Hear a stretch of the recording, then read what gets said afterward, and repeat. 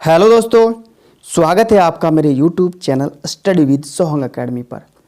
और दोस्तों, मैं आपके लिए सामान्य विज्ञान के 1500 क्वेश्चन की एक मेगा सीरीज लेकर आया हूं। उसका ये भाग संख्या 1 है। आज की वीडियो में पूरे 50 प्रश्न हल करेंगे जो बहुत ही महत्वपूर्ण है, किसी न किसी एग्जाम में पूछे जा चुके हैं। और दोस्तों, कुछ प्रश्न नए भी लिए गए हैं जो एग्ज़ाम के पॉइंट ऑफ व्यू से बहुत ही महत्वपूर्ण है। और दोस्तों, अपना आंसर कमेंट बॉक्स में लिखिएगा जिस क्वेश्चन का आंसर आपको पता है। चलिए, मैं आपको थोड़ा समय देता हुआ चलूँगा। चलिए दोस्तों, अब शुरू करते हैं आज की वीडियो, भाग संख्या 1। आज की वीडियो में पूरे 50 प्रश्न हल करने हैं। चलिए, आज की वीडियो का पहला प्रश्न देखिएगा। चालक की वैद्युत प्रतिरोधकता की इकाई है। प्रश्न नंबर 1, आंसर दीजिए। आपको जिस प्रश्न का उत्तर ज्ञात है अपना उत्तर कमेंट बॉक्स में लिखिएगा। विकल्प डी यहाँ पे सही हो जाएगा, ओम। चालक की वैद्युत प्रतिरोधकता की इकाई ओम है। और देखिए दोस्तों, सभी प्रश्न ऐसे किसी न किसी एग्जाम में आए हुए हैं, इसलिए क्वेश्चन बहुत ही महत्वपूर्ण है। वीडियो को लास्ट तक देखिएगा। और दोस्तों, जल्दी से वीडियो को लाइक कर दीजिए और शेयर कर दीजिए। और अगर आप मेरे चैनल पर नए हैं तो चैनल को सब्सक्राइब कर लीजिए। चलिए, प्रश्न नंबर 2 देखते हैं। प्रकाश वर्ष है। प्रकाश वर्ष वह दूरी है जो प्रकाश एक वर्ष में तय करता है। अगला प्रश्न देखिए। कभी कभी आपको एग्जाम में आ जाएगा कि प्रकाश वर्ष किसका मात्रक है, तो दूरी का मात्रक है, समय का नहीं है। ठीक है। प्रश्न नंबर 3 देखिएगा। 6 फीट लंबे व्यक्ति की ऊंचाई नैनोमीटर में कैसे व्यक्त की जाएगी। 6 फीट लंबे व्यक्ति की ऊंचाई को अगर नैनोमीटर में हमें व्यक्त करना है तो कैसे करेंगे। प्रश्न नंबर 3 का आंसर दीजिए। विकल्प सी यहाँ पे सही हो जाएगा, 183 गुणा 10 की घात 7 नैनोमीटर। चलिए आगे बढ़ते हैं। प्रश्न नंबर 4, तेल का एक बैरल निम्न में से लगभग कितना होता है। तेल का एक बैरल होता है 159 लीटर के बराबर लगभग। ठीक है, चलिए आगे बढ़ते हैं। अगला प्रश्न देखिएगा। प्रश्न नंबर 5, 1 माइक्रोन बराबर है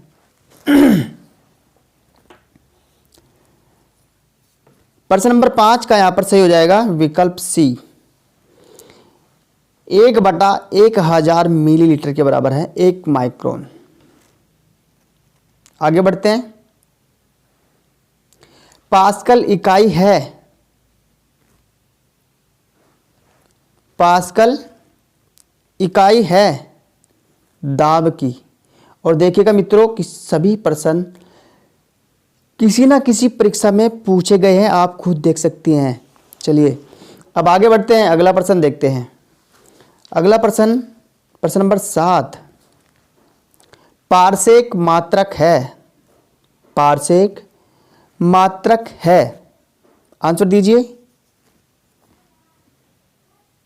दूरी का, विकल्प ए यहां पे सही हो जाएगा, पारसेक दूरी का मात्रक है। अगला प्रश्न देखिएगा। प्रकाश वर्ष इकाई है। लो दोस्तों, जो मैंने क्वेश्चन आपको बताया था ना पीछे कि प्रकाश वर्ष इकाई में भी इकाई में भी पूछा जा सकता है, तो प्रकाश वर्ष इकाई है प्रश्न नंबर 8 दूरी का, दूरी की इकाई है। ठीक है। और ये देखिए RAS और RTS में पूछा गया है क्वेश्चन। आगे बढ़िए। अगला प्रश्न है, एक पारसेक तारों संबंधी दूरियां मापने का मात्रक बराबर है। प्रश्न नंबर 9, 3.25 प्रकाश वर्ष। चलिए आगे बढ़ते हैं।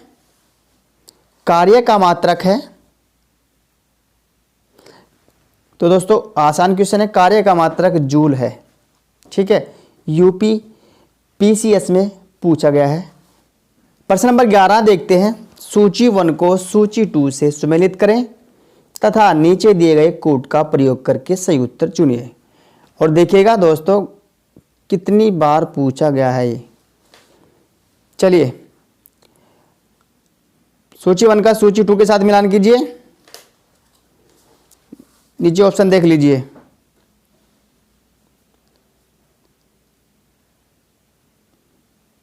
तो यहां पर सही हो जाएगा। चलिए मिलान करते हैं इसका। एक तरफ भौतिक राशियां दी गई हैं और दूसरी तरफ है इकाई। तो भौतिक राशियों को इकाई के साथ में मिलाना है। त्वरण की इकाई क्या होगी? त्वरण की इकाई होगी मीटर प्रति सेकंड स्क्वायर। और बल की इकाई क्या है? न्यूटन है।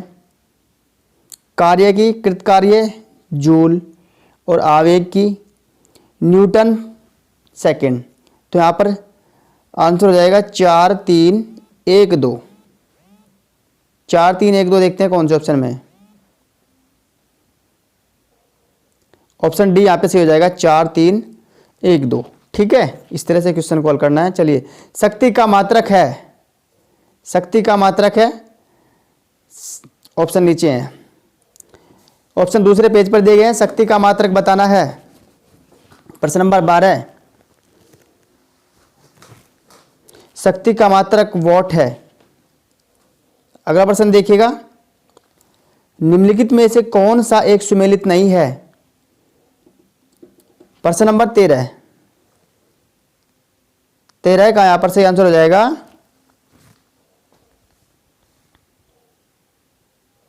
विकल्प डी, सेल्सियस ऊष्मा की इकाई नहीं है। डेसिबल ध्वनि की इकाई है, ध्वनि प्रबलता की। अशुशक्ति शक्ति की इकाई है। समुद्री मील नौ संचालन में दूरी की इकाई है, लेकिन सेल्सियस ऊष्मा की इकाई नहीं है। सेल्सियस तापमान की इकाई है। ठीक है, चलिए आगे बढ़ते हैं। 1 हॉर्स पावर में कितने वॉट होते हैं? 1 हॉर्स पावर में कितने वॉट होते हैं? प्रश्न नंबर 14,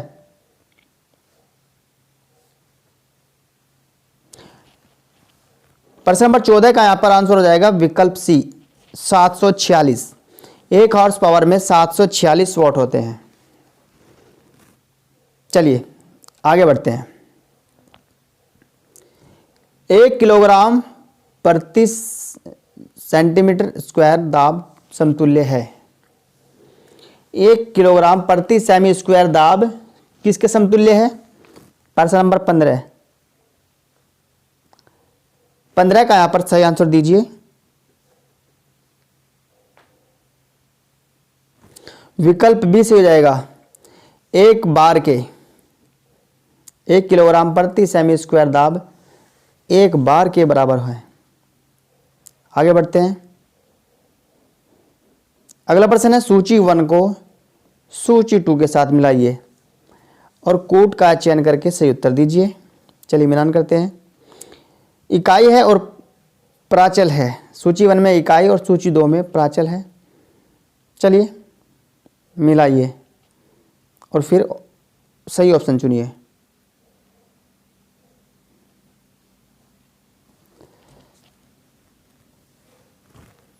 प्रश्न नंबर 16 का आंसर दीजिए।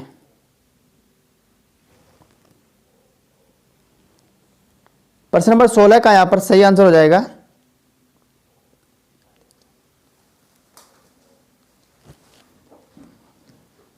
वोट किसकी इकाई है?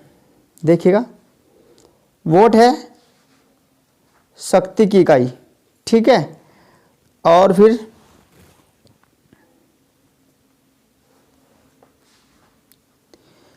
नॉट समुद्री जहाज की गति और नॉटिकल मील है नौ संचालन और कैलोरी ऊष्मा की। ठीक है, इस तरह से यहाँ पर मिलान हो जाएगा। तो आंसर में क्या आ जाएगा? आंसर में आएगा 4 3 4 3 और 2 1। ठीक है, 4 3 2 1 यानी कि घटते क्रम में। ठीक है, 4 3 2 1 कौन से ऑप्शन में देख लीजिए। ऑप्शन सी सही हो जाएगा 4 3 2 1। ठीक है, चलिए आगे बढ़ते हैं। अगला प्रश्न देखते हैं। यहाँ पर भी सूची 1 का सूची 2 के साथ मिलान करना है और कोड को चुनना है। देखिएगा, प्रश्न नंबर 17,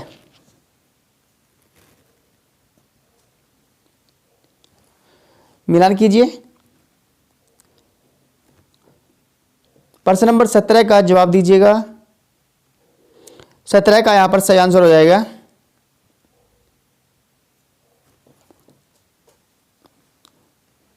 तो देखिए दोस्तों, यहां पर ये पहले से ही सुमेलित है, ध्यान से देखिएगा। ऊर्जा, ऊर्जा की इकाई क्या है? जूल है। दाब की पास्कल, तरंगदैर्ध्य एंगस्ट्रॉम, उच्च वेग मैक। ठीक है, तो यहां पर सही आंसर हो जाएगा 1 2 3 4। 1 2 3 4 दिया गया है विकल्प सी में, विकल्प सी से हो जाएगा। ठीक है, चलिए आगे बढ़ते हैं। अगला प्रश्न देखिए, 1 पिकोग्राम बराबर होता है। प्रश्न नंबर 18, 1 पिकोग्राम बराबर होता है, विकल्प सी से हो जाएगा 10 की घात माइनस 12 ग्राम के। 1 पिकोग्राम 10 की घात माइनस 12 ग्राम के होता है। चलिए अगला प्रश्न देखिए। अब प्रश्न नंबर 19, 1 किलोमीटर दूरी का तात्पर्य है, यानी कि ऑप्शन में जो दिया गया है मीटर भी है सेंटीमीटर भी है, तो यहां पर बताइए कि 1 किलोमीटर दूरी कितने मीटर या सेंटीमीटर के बराबर होती है। प्रश्न नंबर 19 का हो जाएगा सी से, यहाँ पे 1000 मीटर के, 1 किलोमीटर की दूरी जो है वो 1000 मीटर के बराबर होती है। अगला प्रश्न देखिए, बल का मात्रक है, आंसर दीजिए दोस्तों, और जल्दी से वीडियो को लाइक कर दीजिए। अगर आपने चैनल को सब्सक्राइब नहीं किया है तो चैनल को भी सब्सक्राइब कर लीजिए, क्योंकि 1500 सामान्य विज्ञान के प्रश्नों की मेगा सीरीज शुरू की है दोस्तों, और ये भाग संख्या 1 है। तो आगे और भी वीडियो अपलोड होंगी जिससे उनका नोटिफिकेशन आप तक जल्दी से पहुंच सके, इसलिए चैनल को सब्सक्राइब कर लीजिए और घंटी का बटन दबाना मत भूलिएगा। चलिए आंसर दीजिए प्रश्न नंबर 20 का। प्रश्न नंबर 20 का हो जाएगा यहाँ पे, बल का मात्रक न्यूटन है। बहुत ही आसान प्रश्न है, लेकिन MPPCS में पूछा गया है दोस्तों। आसान हो चाहे कठिन हो, क्वेश्चन ऐसे होंगे जो किसी ना किसी एग्जाम में पूछे गए हैं। चलिए आगे बढ़ते हैं। प्रश्न नंबर 21 देखिएगा, लंबाई की न्यूनतम इकाई है, लंबाई की न्यूनतम इकाई है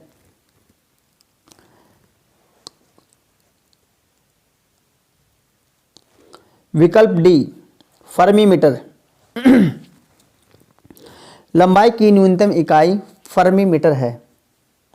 न्यूनतम यानी कि कम से कम, ठीक है, लंबाई की जो सबसे छोटी इकाई है, छोटी से छोटी, फर्मी मीटर है। आगे बढ़िए। विल्हेम रॉन्जन ने आविष्कार किया था, विल्हेम, कहीं कहीं आपको रॉन्टजन दिखाई देगा, ठीक है, तो आप घबराना नहीं, रॉन्टजन और रॉन्जन बात एक ही है। विल्हेम रॉन्टजन ने आविष्कार किया था। प्रश्न नंबर 22 का यहाँ पर सही आंसर हो जाएगा विकल्प बी एक्सरे मशीन का। ठीक है, ये यहाँ पर इसका आंसर जो है विकल्प बी से हो जाएगा, एक्सरे मशीन का विल्हेम रॉन्टजन ने आविष्कार किया था। चलिए आगे बढ़ते हैं। डॉप्सन इकाई का प्रयोग किया जाता है। प्रश्न नंबर 23, डॉप्सन इकाई का प्रयोग किया जाता है। प्रश्न नंबर 23 का हो जाएगा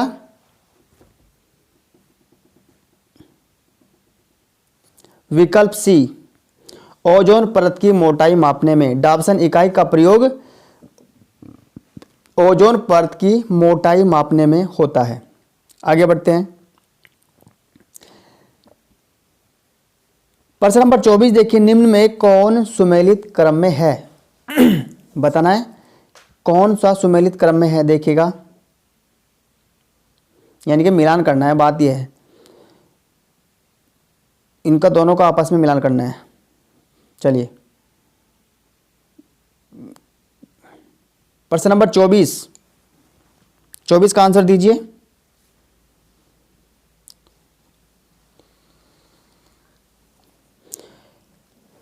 तो रेडियम की खोज किसने की? एक तरफ तो खोज दी गई है दोस्तों, और एक तरफ उनके खोज करता है। तो रेडियम की खोज की मैडम क्यूरी ने, ठीक है, यहाँ पर ऑप्शन 2 मिल जाएगा। और पेनिसिलिन की खोज की अलेक्जेंडर फ्लेमिंग ने। एक्सरे की खोज अभी मैंने आपको बताया W.K. रॉन्जन ने। और चेचक की खोज एडवर्ड जेनर ने। तो इस प्रकार से यहाँ पर मिलान हो जाएगा। तो आंसर क्या होगा? 2, 1, 4, 3 ऑप्शन ए में दिया गया है, ठीक है, ऑप्शन ए से हो जाएगा,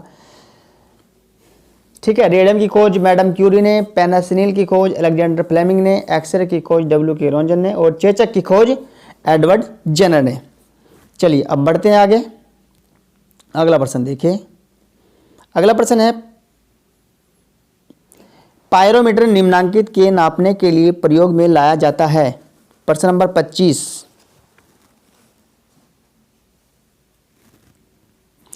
प्रश्न नंबर 25 का सही आंसर हो जाएगा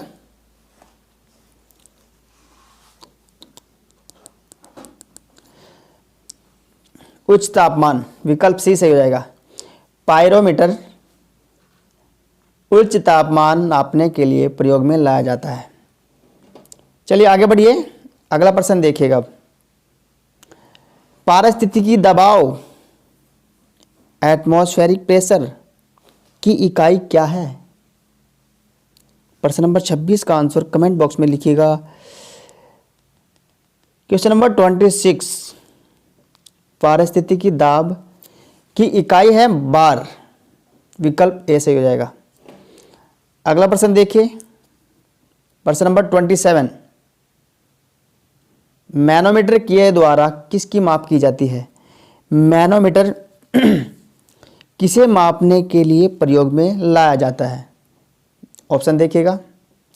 मैनोमीटर, क्वेश्चन बोलता हूं, क्वेश्चन दूसरे पेज पर है ऊपर।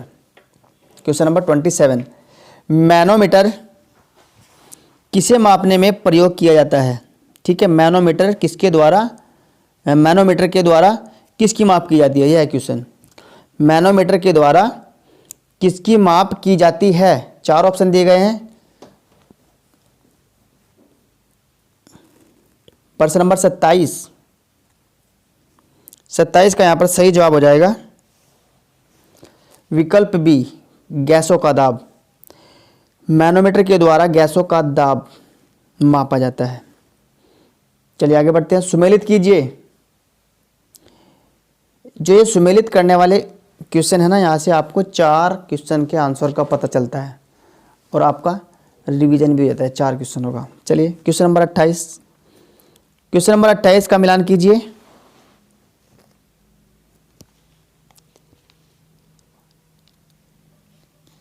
चलिए मिलान कीजिएगा। क्वेश्चन नंबर 28,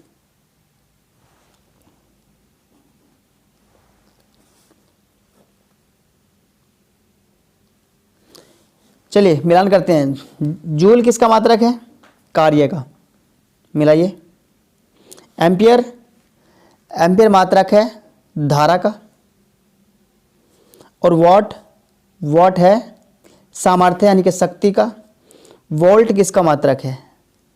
वोल्ट है विभवांतर का। और कैलोरी ऊष्मा का। तो इस तरह से यहाँ पे मिलान हो जाता है। अब क्या आंसर क्या बनेगा, क्योंकि ऑप्शन नीचे है। चलिए आंसर यहाँ पे हो जाएगा 3, 1, 2, 4, 5। 3, 1, 2, 4, 5।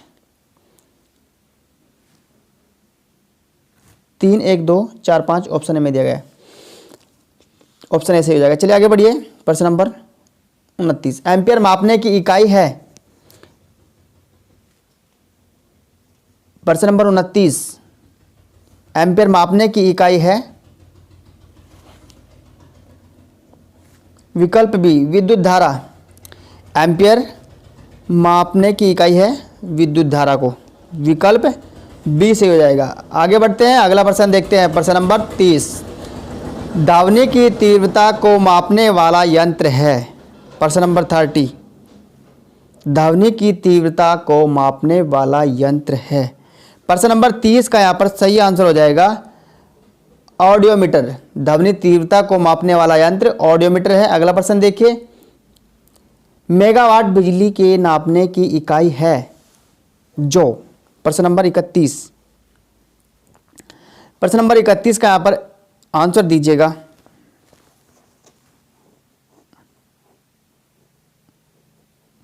मेगावाट बिजली के नापने की इकाई है। उत्पादित की जाने वाली, विकल्प ए सही हो जाएगा। उत्पादित की जाने वाली बिजली को मापते हैं मेगावाट इकाई में। ठीक, चलिए अगला प्रश्न देखिए, प्रश्न नंबर 32। निम्नलिखित में से किसने एक्स किरणों का आविष्कार किया है? किसने एक्स किरणों का आविष्कार किया है? प्रश्न नंबर 32। एक्स किरणों का आविष्कार मैंने आपको पीछे भी बताया अभी, रोंटगन ने। विकल्प बी से हो जाएगा। चलिए आगे बढ़ते हैं, अगला प्रश्न देखते हैं। महासागर में डूबी हुई वस्तुओं की स्थिति जानने के लिए निम्न में से किस यंत्र का प्रयोग किया जाता है? प्रश्न नंबर 33। प्रश्न नंबर 33 का सही आंसर हो जाएगा विकल्प बी, गैल्वेनोमीटर। महासागर में जब कोई वस्तु डूब जाती है तो उस वस्तु की स्थिति का पता गैल्वेनोमीटर के द्वारा लगाया जा सकता है। आगे बढ़ते हैं। निम्न में से कौन सुमेलित नहीं है? प्रश्न नंबर 34। प्रश्न नंबर 34 का यहां पर सही आंसर दीजिएगा। ऑप्शन पढ़िए फिर आंसर कीजिए। प्रश्न नंबर 34। और वीडियो अगर अच्छी लग रही हो तो वीडियो को लाइक कर दीजिए और शेयर कर दीजिए और कमेंट बॉक्स में जरूर लिखिएगा। प्रश्न नंबर 34 का सही आंसर हो जाएगा टैक्योमीटर। दाबांतर कम पैमाना नहीं है, ठीक है, यानी कि दाबांतर को मापने के लिए टैक्योमीटर की आवश्यकता नहीं होती है। ठीक, ये ऑप्शन यहाँ पे गलत है। बाकी एनिमोमीटर वायु की चाल मापता है, बिल्कुल सही है। एमीटर विद्युत धारा को मापता है और पायरोमीटर उच्च ताप को मापता है। तो इस प्रकार यहाँ पे विकल्प सी गलत है, टैक्योमीटर दाबांतर को नहीं नापता है। आगे बढ़िए, अगला प्रश्न देखिए। चंद्रा एक्सरे दूरबीन का नाम किस वैज्ञानिक के सम्मान में रखा गया? मोस्ट इंपोर्टेंट प्रश्न, प्रश्न नंबर 35। चंद्रा एक्सरे दूरबीन का नाम किस वैज्ञानिक के सम्मान में रखा गया?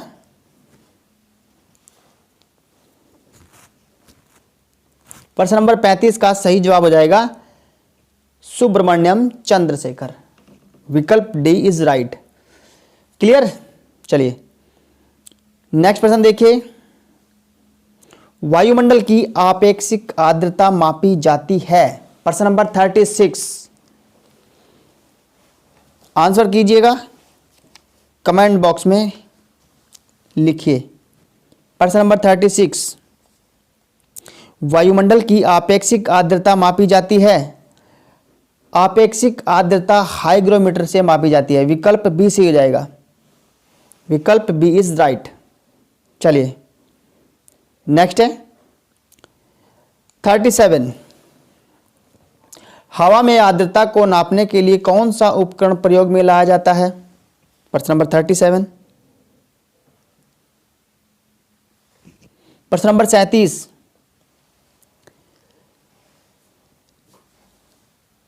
विकल्प बी से हो जाएगा हाइग्रोमीटर। तो देखिए, हवा में आर्द्रता हो या वायुमंडल की आपेक्षिक आर्द्रता हो, बात एक ही है, ठीक है। तो इसे मापने के लिए एक ही पैमाने का प्रयोग किया जाएगा, हाइग्रोमीटर का। ठीक, हवा में आर्द्रता या वायुमंडल की आपेक्षिक आर्द्रता, दोनों ही बात एक ही है दोनों की। तो यहाँ पर जो आंसर होगा विकल्प बी, हाइग्रोमीटर। आगे बढ़ते हैं। एक ही क्वेश्चन को एग्जामिनर आपको घुमा फिरा कर दे देगा, आपको भटका देगा। विकल्प 38 देखिए, क्वेश्चन 38। वायुमंडलीय दाब को मापने में यंत्र का उपयोग किया जाता है? वायुमंडलीय दाब को मापने में यंत्र का उपयोग किया जाता है। प्रश्न नंबर 38 का यहाँ पर सही आंसर हो जाएगा विकल्प बी, बैरोमीटर। वायुमंडलीय दाब को मापने में बैरोमीटर का प्रयोग करते हैं। नेक्स्ट है क्वेश्चन नंबर 39। सीस्मोग्राफ क्या रिकॉर्ड करता है? मोस्ट इंपोर्टेंट क्वेश्चन है और वेरी इजी क्वेश्चन भी है। Question number 39। सीस्मोग्राफ क्या रिकॉर्ड किया जाता है सीस्मोग्राफ में? सीस्मोग्राफ क्या रिकॉर्ड करता है? प्रश्न नंबर 39, भूचाल यानी कि भूकंप, भूचाल को भूकंप भी कहते हैं, तो भूकंप को रिकॉर्ड करने के लिए सीस्मोग्राफ की आवश्यकता होती है। ठीक, आगे बढ़िए। वायुमंडलीय दबाव मापा जाता है। प्रश्न नंबर 40, वायुमंडलीय दबाव मापा जाता है बैरोमीटर से। अभी अभी एक क्वेश्चन गया है। तो दोस्तों इस तरह से देखिएगा कि एक एक क्वेश्चन कई कई परीक्षाओं में पूछा जा चुका है घुमा फिरा कर, तो इसलिए क्वेश्चन बहुत ही उपयोगी है और बहुत ही महत्वपूर्ण है एग्जाम के पॉइंट ऑफ व्यू से। अगर आप किसी भी एग्जाम की तैयारी कर रहे हैं, किसी भी, क्योंकि साइंस एक ऐसा सब्जेक्ट है जो सभी एग्जाम के लिए, सभी परीक्षाओं के लिए बहुत ही लाभकारी है, यानी कि महत्वपूर्ण है, पढ़ना जरूरी है ना आपको। चलिए प्रश्न नंबर 40 देखिए, 40 तो हो गया बैरोमीटर। अगला प्रश्न देखते हैं, प्रश्न नंबर 41, दूध का आपेक्षिक घनत्व ज्ञात किया जा सकता है। प्रश्न नंबर 41 दूध का आपेक्षिक घनत्व ज्ञात किया जा सकता है लैक्टोमीटर से। दूध का आपेक्षिक घनत्व लैक्टोमीटर से ज्ञात किया जा सकता है। विकल्प सी से हो जाएगा। चलिए नेक्स्ट है, सूची 1 का सूची 2 के साथ मिलान कीजिए। प्रश्न नंबर 42 42 का आंसर दीजिए। चलिए मिलान कीजिए।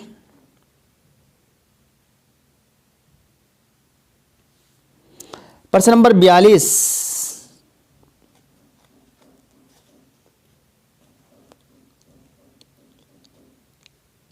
चलिए मिलान करते हैं। ए में है स्टेथोस्कोप। स्टेथोस्कोप का प्रयोग किया जाता है सोने की, एक मिनट, स्टेथोस्कोप का प्रयोग किया जाता है हृदय की ध्वनि सुनने के लिए। तो ऑप्शन 3 हृदय की ध्वनि सुनने के लिए, कैरोमीटर का सोने की शुद्धता के लिए, स्पिग्नोमैनोमीटर का हृदय की धड़कन, हृदय की ध्वनि सुनने के लिए, और लक्समीटर होता है प्रकाश की तीव्रता मापने के लिए। ठीक, तो यहाँ पर ठीक है, चारों हो गए। स्पिग्नोमैनोमीटर रक्तचाप है। दोबारा मिलान करते हैं। स्टेथोस्कोप का प्रयोग करते हैं हृदय की ध्वनि सुनने के लिए, तो यहाँ पर ऑप्शन 3 हो जाएगा। और स्पिग्नोमैनोमीटर रक्तचाप, ठीक है, यानी कि ब्लड प्रेशर को मापने के लिए स्पिग्नोमैनोमीटर का प्रयोग करते हैं। कैरोमीटर सोने की शुद्धता नापने के लिए, और लक्समीटर प्रकाश की तीव्रता को मापने के लिए। अब हुआ ऐसा ही। ठीक, दोबारा देखिए, स्टेथोस्कोप हृदय की ध्वनि सुनने के लिए, स्पिग्नोमैनोमीटर रक्तचाप मापने के लिए, कैरोमीटर सोने की शुद्धता का पता लगाने के लिए, लक्समीटर प्रकाश की तीव्रता मापने के लिए। याद रखिएगा चारों ही पैमाने बहुत ही महत्वपूर्ण है, इंपॉर्टेंट है, पूछ लिए जा सकते हैं। चलिए आगे बढ़ते हैं। तो यहाँ पर जो आंसर सही हो जाएगा प्रश्न नंबर 42 का विकल्प सी से हो जाएगा। ठीक है, विकल्प सी देख लीजिए आप। चलिए अब प्रश्न नंबर 43 देखते हैं, रक्तदाब नापने के यंत्र का नाम है। प्रश्न नंबर 43, रक्तदाब नापने के यंत्र का नाम है, अभी बताया मैंने आपको, रक्तदाब नापने का यंत्र क्या है? स्पिग्नोमैनोमीटर, अभी तो बताया स्पिग्नोमैनोमीटर, विकल्प बी से हो जाएगा। रक्तदाब ब्लड प्रेशर को स्पिग्नोमैनोमीटर यंत्र द्वारा नापते हैं। नेक्स्ट है, प्रकाश की तीव्रता नापने के लिए जिस उपकरण का प्रयोग किया जाता है उसे कहते हैं। प्रश्न नंबर 44, प्रकाश की तीव्रता नापने के लिए जिस उपकरण का प्रयोग किया जाता है उसे कहते हैं लक्समीटर। विकल्प सी से हो जाएगा यहाँ पे लक्समीटर। अगला प्रश्न देखिए, प्रश्न नंबर 45, रडार उपयोग में आता है। रडार उपयोग में आता है।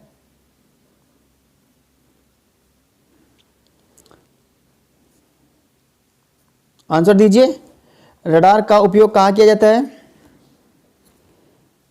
रेडियो तरंगों द्वारा वस्तुओं की स्थिति ज्ञात करने में। विकल्प सी सही हो जाएगा। रेडियो तरंगों द्वारा वस्तुओं की स्थिति ज्ञात करने में रडार का उपयोग करते हैं। अगला प्रश्न देखिए, प्रश्न नंबर 46, सूची 1 का सूची 2 के साथ मिलान कीजिए, सही आंसर दीजिए। प्रश्न नंबर 46,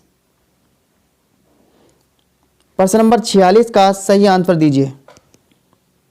46 का सही आंसर हो जाएगा।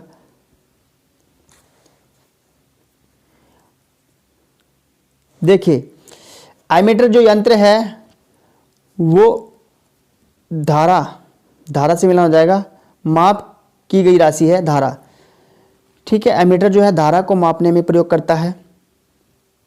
एमीटर का प्रयोग धारा को मापने के लिए होता है। और हाइग्रोमीटर आपेक्षिक आर्द्रता, वायु की सापेक्ष आर्द्रता। स्प्रिंग तुला आता है भार को मापने में काम, तो 2 सही हो जाएगा। बैरोमीटर दाब को नापने के लिए, ठीक। तो यहाँ पर जो सही आंसर होगा, जो ऑप्शन यहाँ पर बनेंगे वो इस तरह बनेंगे, 3 4 3 4 2 1, 3 4 2 1 देख लीजिए, 3 4 2 1 विकल्प बी में दिए गए हैं, ठीक है। ऑप्शन यहाँ पे बी सही हो जाएगा। चलिए अगला प्रश्न देखते हैं। नेक्स्ट है 47, रिएक्टर पैमाना मापने के लिए प्रयोग होता है। रिएक्टर पैमाने से क्या मापते हैं? प्रश्न नंबर 47। प्रश्न नंबर 47 का सही आंसर हो जाएगा भूकंपीय लहरों का आयाम। रिएक्टर पैमाने से भूकंपीय लहरों का आयाम नापते हैं। अगला प्रश्न देखिए, कौन सा सुमेलित नहीं है? प्रश्न नंबर 48, कौन सा सुमेलित नहीं है?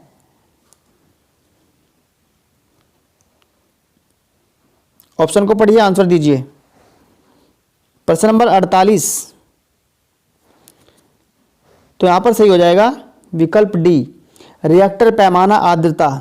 सेल्सियस देखिए, सेल्सियस ताप को मापने के लिए, किलोवाट आवर विद्युत को मापने के लिए, किलोवाट आवर, किलोवाट प्रति घंटा प्रति आवर है यहाँ पे। और आर एच गुणांक रक्त को नापने के लिए, तो रिएक्टर पैमाना आर्द्रता के लिए नहीं है, ये भूकंपीय लहरों के लिए, ठीक है। आगे बढ़ते हैं। अगला प्रश्न देखिए, प्रश्न नंबर 49, सुमेलित कीजिए सूची 1 का सूची 2 के साथ।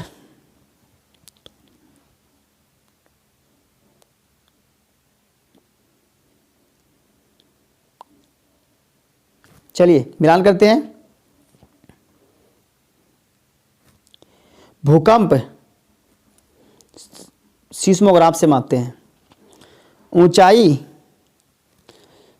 अल्टीमीटर, विद्युत धारा एमीटर, प्रतिरोध ओम। तो यहाँ पर जो आंसर बनेगा वो इस प्रकार बनेगा 2 3 1 4, ठीक है।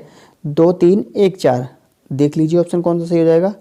2 3 1 4 विकल्प ए में ही दिया गया है, 2 3 1 4, ठीक है। विकल्प ए सही हो जाएगा, ठीक है दोस्तों। चलिए अब आज की वीडियो का लास्ट प्रश्न देखते हैं। वस्तु की मात्रा बदलने पर अपरिवर्तित रहेगा। प्रश्न नंबर 50, वस्तु की मात्रा बदलने पर अपरिवर्तित रहेगा। और दोस्तों 50 और 51 देखिए, दोनों ही प्रश्नों का उत्तर आपको कमेंट बॉक्स में लिखना है। प्रश्न नंबर 51 है, सीवी रमन को भौतिकी का नोबेल पुरस्कार प्राप्त हुआ था। तो दोनों ही प्रश्न बहुत ही महत्वपूर्ण हैं और आपको ये टेस्ट के रूप में दिए जा रहे हैं। इनका आंसर कमेंट बॉक्स में लिखिए। तो दोस्तों आज के जो प्रश्न थे वो कैसे लगे, वीडियो कैसी लगी कमेंट जरूर कीजिएगा। वीडियो अगर अच्छी लगी हो तो लाइक कर दीजिए और शेयर कर दीजिए। और अगर आप मेरे चैनल पर नए आए हैं तो चैनल को सब्सक्राइब कर लीजिए, जिससे आगे आने वाली वीडियो का नोटिफिकेशन आपको प्राप्त हो सके। उसके लिए आप घंटी को भी दबा दीजिए, ठीक है दोस्तों। चलिए अब दोस्तों आज की वीडियो को यहीं पर समाप्त करते हैं। जिस भी साथी को कोई समस्या है वो आप कमेंट बॉक्स में लिखिएगा। अब दोस्तों वीडियो को समाप्त करते हैं, मिलते हैं अगली वीडियो में। इससे जो आगे के प्रश्न हैं, क्योंकि 1500 प्रश्न पूरे करने हैं, ठीक। तो दोस्तों जुड़े रहिए मेरे साथ ऐसे ही। अब अगली वीडियो में आपसे मुलाकात होगी। Thanks for watching. जय हिंद दोस्तों।